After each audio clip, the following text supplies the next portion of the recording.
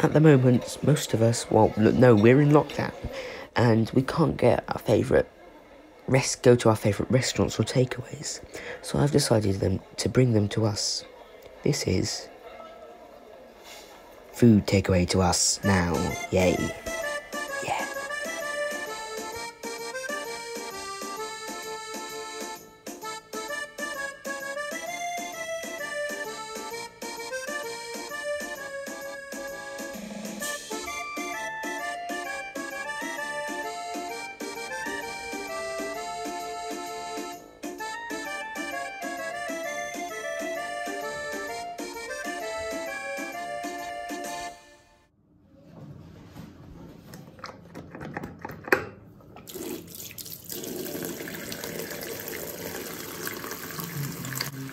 Now, in this current climate, wash your hands, please, for about 20 seconds. And get your hands nice and lathered up with some soap. And then we're going to start making some pizza dough. Hurry up and wash your hands, Charlie. I know I said 20 seconds, but there we go, thank you. Now what we're going to do is we're going to spritz down our surface with some anti-bac, just to be extra safe, because you never know.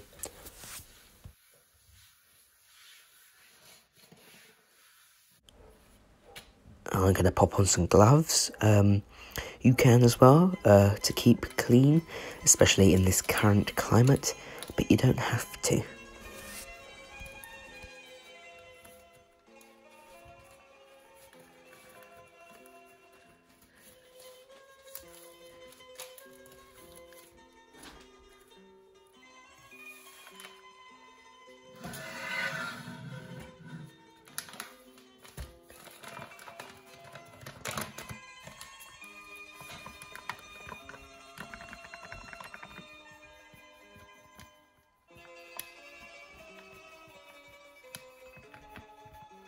So you're going to want 500 grams of plain flour for your dough.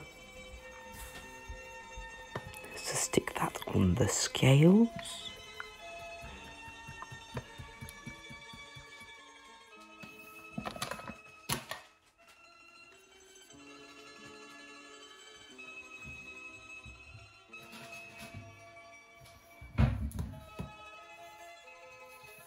And to add to our flour, we're going to take some salt, just ordinary salt, and stick, I think I'm going to add 2 pinches of salt, but you can just do 1.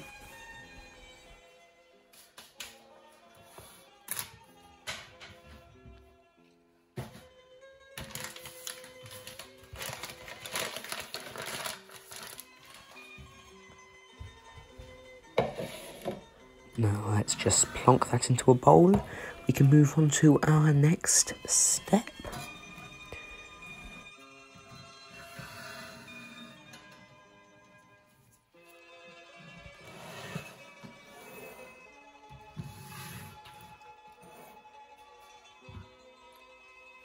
Now what we want to do here is, what I've done is I've boiled the kettle quite a little while ago, and I've let it sort of cool down until it's just warm. So we've got 400 millilitres in there of warm water, not roasting hot. As you can see, I'm not scalded by sticking my finger in.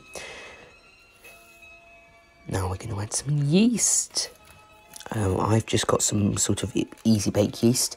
You don't necessarily want fast action yeast as such. Oh, and I've just ruined that. Okay. We want half a teaspoon of yeast, dried yeast. Now we're going to mix that around. There we go. Now here, we're going to go to time-lapse mode, because we need to wait for 5 minutes. Cue some fancy movement, faster fingers, faster everything. I've cut down the time lapse because, yeah, as you're about to see, no, what's meant to happen is you leave it for 5 minutes to see if the yeast is working, to know if the yeast is working, little bits will start to rise to the top, and you'll know it's active. Yeah, that doesn't seem to be happening. Let's give it a mix. Yeah, no, nothing. You know what the heck? Let's just use it, we're going to use it.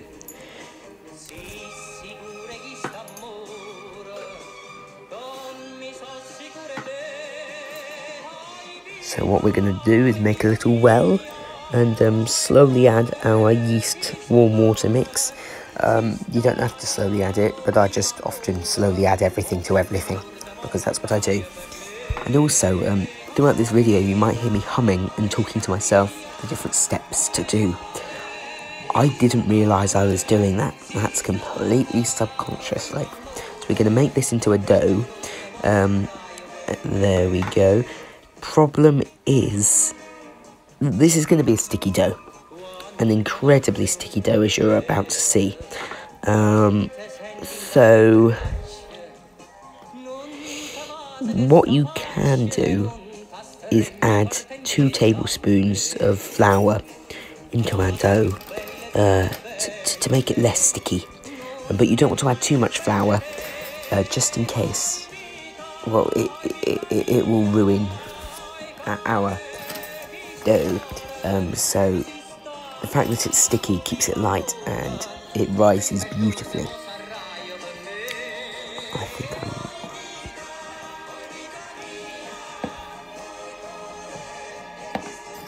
you know what? Let's add another bit. There we go. Get the flour clump out.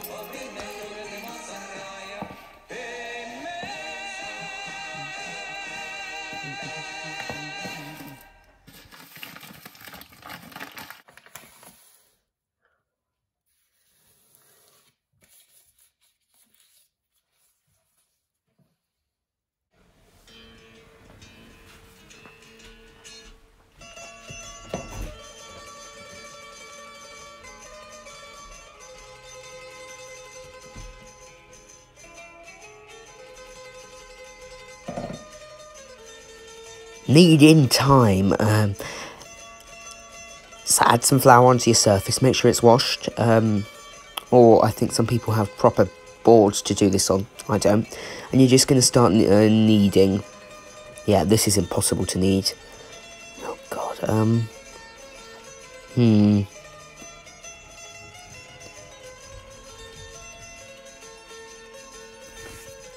Yeah, let's get rid of that glove. We need more flour. Yeah, alright, I haven't got a glove on, but I'll sort that out in a second. Oh god, it's really, I mean, it's meant to be sticky, but yeah, pop that off. Give me a sec. There we go, got a glove, another glove. Pop that back on as best as I can. Yeah, this isn't, I'd advise not to wear gloves at this point, unless of course you're making it for someone that you've got to be extra careful with the virus. It's really sticky.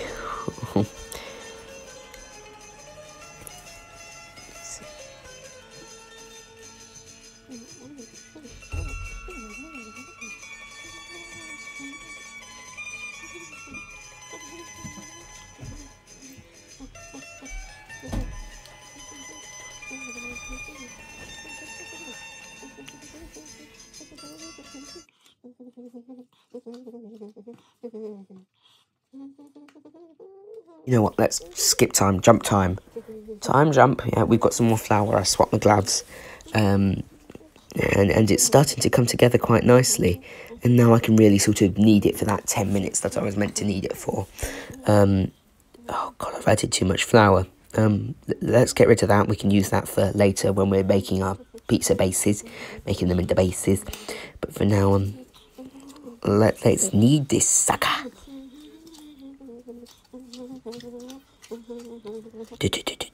Needed like Eye of the Tiger music there. Anyway, here we are, we're done.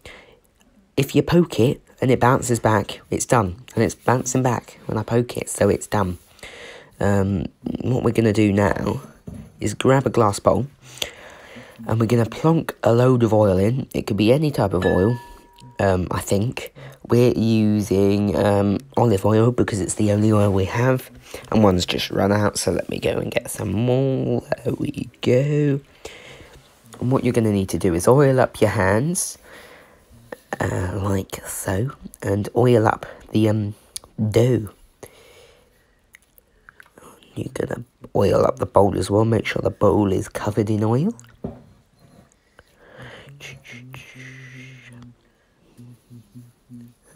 Before finally plonking it in.